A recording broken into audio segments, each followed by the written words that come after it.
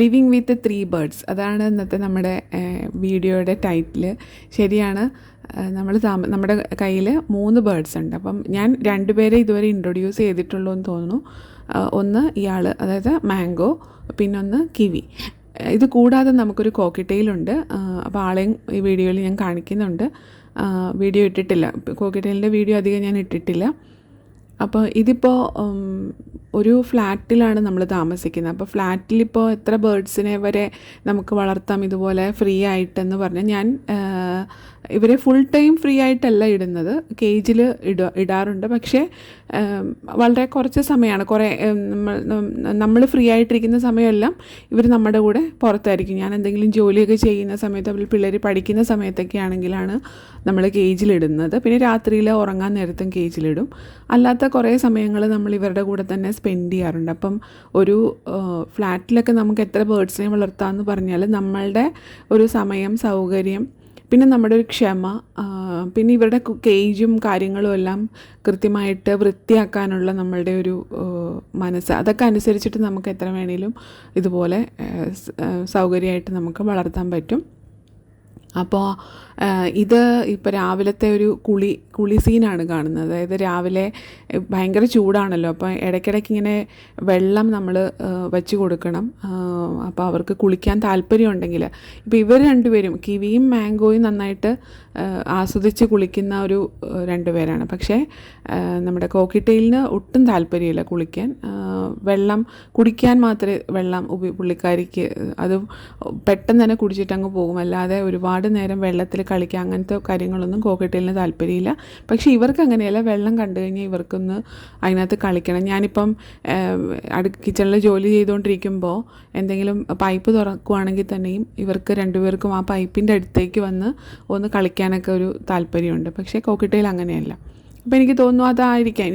എനിക്കറിയില്ല നിങ്ങളുടെ എന്താണ് നിങ്ങളുടെ എക്സ്പീരിയൻസ് എന്ന് എനിക്കറിയില്ല. എന്തായാലും ഇവിടെ ഞാൻ വെള്ളം വെച്ച് കൊടുത്ത്, പിന്നെ നിർബന്ധപൂർവ്വം നമ്മൾ പിടിച്ച് മുക്കി അങ്ങനത്തെ ഒരു ഇത് ചെയ്തിട്ടില്ല ഇതുവരെ. ഇവരെ കുളിക്കുന്നത് കാണിച്ചു കൊടുത്തിട്ടുണ്ട്, എന്നാൽ തന്നെയും പുള്ളിക്കാരിക്ക് കുളിക്കാൻ താല്പര്യമില്ല. പിന്നെ ഞാൻ ഈ പുള്ളിക്കാരൻ എന്ന് പറഞ്ഞാൽ, ഞാൻ ചിലരെന്നോട് ചോദിച്ചായിരുന്നു കിവിയുടെ DNA ചെയ്തിട്ടുണ്ടോ എന്ന് ചോദിച്ചായിരുന്നു. ആരുടെയും DNA ഇതുവരെ ചെയ്തിട്ടില്ല, ചെയ്യണം. പിന്നെ കിവിയുടെ ഒരു നേച്ചർ കണ്ടിട്ട് എനിക്ക് കിവി മെയിലാണെന്നാണ് എനിക്ക് തോന്നുന്നത്. പിന്നെ ഈ മാംഗോയുടെ നേച്ചർ കാണുമ്പോൾ എനിക്ക് തോന്നുന്നത് മാംഗോ ഒരു ഫീമെയിലായിട്ടാണ് തോന്നുന്നത്. കാരണം കിവിയുടെ അടുത്ത് വരുമ്പോൾ മാംഗോ കുറച്ച് ഭയങ്കര ഒരു പതുങ്ങിയ ഒരു അവസ്ഥ ഇതാണ് കാണിക്കുന്നത്. പക്ഷേ നല്ലോണം ഇങ്ങോട്ട് ഉപദ്രവിച്ച് അങ്ങോട്ട് നല്ലോണം ഉപദ്രവിക്കുന്ന ഒരു കൂട്ടത്തിലുമാണ്. പിന്നെ കോക്കിറ്റെയിലിനെ കാണിക്കാം. കോക്കിറ്റെയിൽ ഫീമെയിൽ ആവാനാണ് ചാൻസ്, എനിക്കറിയില്ല. പലരും പല പോസ്റ്റ് ഇടുമ്പോൾ ആവാം, ഓറഞ്ച് കളർ ഇങ്ങനെ ഡാർക്ക് ആണെങ്കിൽ മെയിലാണ്, ലൈറ്റ് ആണെങ്കിൽ ഫീമെയിൽ ആണെന്നൊക്കെ പറയുന്നത് ഞാൻ വായിച്ചിട്ടുണ്ട്. അപ്പോൾ കറക്റ്റ് എനിക്ക് അറിയില്ല, എന്നാൽ തന്നെയും എനിക്ക് ഫീമെയിൽ ആണെന്നാണ് എനിക്ക് തോന്നുന്നത്. 3 പേരുടെയും ഫുഡ് ഹാബിറ്റ്സ് വളരെ ഡിഫറെൻ്റ് ആണ്. അപ്പോൾ രാവിലെ നമ്മളിപ്പം എഴുന്നേറ്റ് കഴിയുമ്പോൾ തന്നെ 3 പേരെയും നമ്മൾ കുറച്ച് നേരം തുറന്ന് വയ്ക്കാറുണ്ട്. അത് ടേൺ അനുസരിച്ചിട്ടാണ്. ആദ്യം ഇയാളെയാണ് തുറന്ന് വയ്ക്കുന്നത്. അപ്പം പണ്ട് കിവി ഇരിക്കാറുള്ള ഒരു പ്ലേസിൽ വന്നിരുന്ന് ഇതുപോലെ ഫ്രൂട്ട്സ് കഴിക്കാനാണ് ആൾക്ക് താല്പര്യം. അത് കൂടുതലും ഇതുപോലെ മുന്തിരിങ്ങയാണ്, പച്ചമുന്തിരിങ്ങയാണ്. അത് കറുത്ത മുന്തിരിങ്ങയെക്കാളും കൂടുതൽ പച്ച കളറിലുള്ള മുന്തിരിങ്ങയാണ് ആൾക്ക് താല്പര്യം. പിന്നെ വാട്ടർമെലൺ കഴിക്കും, ബാക്കിയുള്ള മാങ്ങ കഴിക്കും. പിന്നെ ഇതാണ് പീക്കു, നമ്മുടെ കോക്കിറ്റെയിലാണ്. അപ്പോൾ പുള്ളിക്കാരിയുടെ താല്പര്യം എന്ന് പറഞ്ഞു കഴിഞ്ഞാൽ ഫ്രൂട്ട്സിനോട് ഒട്ടും താല്പര്യമില്ല. ഫ്രൂട്ട്സ് എന്ത് കൊടുത്താലും കഴിക്കില്ല. ഇവർ കഴിക്കുന്നത് ഞാൻ കാണിച്ചു കൊടുത്താൽ തന്നെയും ഫ്രൂട്ട്സിനോട് താല്പര്യമേ ഇല്ല. ഇതിപ്പം ഹാൻഡ് ഫീഡ് ഫോർമുല ഇതുപോലെ നമ്മൾ കുറച്ച് വെള്ളത്തിൽ ഇങ്ങനെ കുഴച്ച് വെച്ച് കൊടുക്കുകയാണെങ്കിൽ അത് എത്ര വേണേലും കഴിച്ചോളും. എത്ര ടൈം, അതായത് ഒരു 3 ടൈം ഞാൻ കൊടുക്കാറുണ്ട്, രാവിലെ, ഉച്ചയ്ക്ക്, വൈകിട്ട്. കാരണം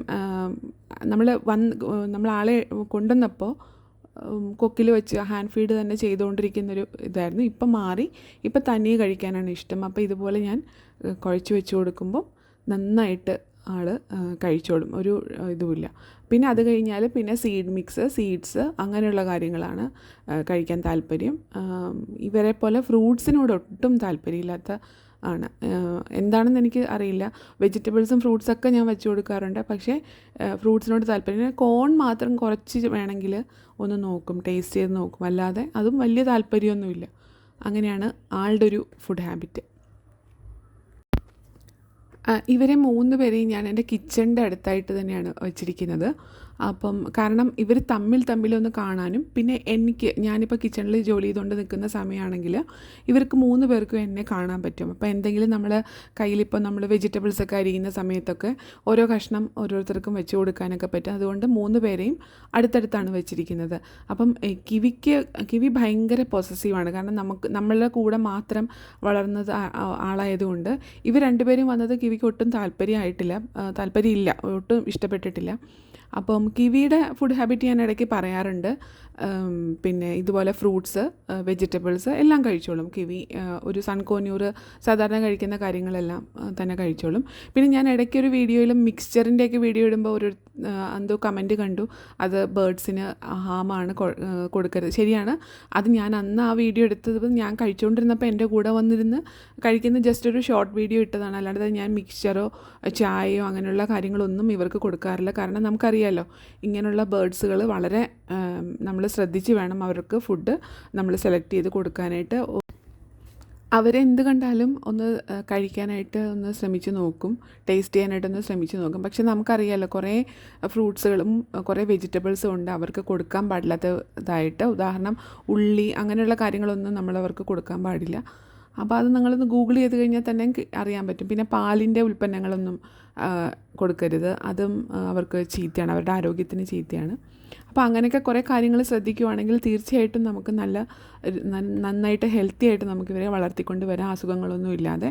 പിന്നെ അതുപോലെ ഇപ്പം ഞാൻ ഇവരുടെ 3 പേർക്ക് 3 കേജുണ്ട്. അപ്പം 3 കേജിലും ഞാൻ കഴിയുന്നതും 2 പ്രാവശ്യം ഞാൻ വെള്ളം മാറ്റാറുണ്ട്. കാരണം ഇവർ വെള്ളത്തിനകത്തേക്ക് കഴിക്കുന്ന സാധനങ്ങളിൽ പലതും ചിലപ്പം വെള്ളത്തിൽ കൊണ്ടുവന്ന് ഇടാറുണ്ട്. പ്രത്യേകിച്ചും കിവി അങ്ങനെ ചെയ്യാറുണ്ട്.